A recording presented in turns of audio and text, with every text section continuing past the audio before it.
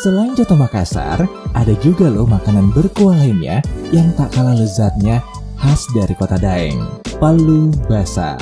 Kuliner ini tampilannya memang terlihat hampir sama ya dengan coto Makassar, tapi palu basah punya keistimewaannya sendiri, yaitu pada racikan bumbunya.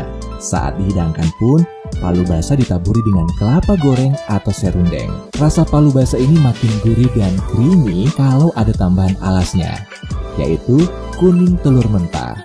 Nah, biar rasanya makin lebih nampol toces, jangan lupa tambahkan perasan jeruk nipis, sambal, dan kecap.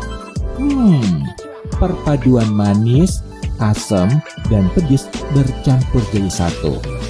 Perbedaan lainnya, kalau coto itu dimakan dengan ketupat, tapi palu basah dimakan dengan sepiring nasi putih. Perfecto.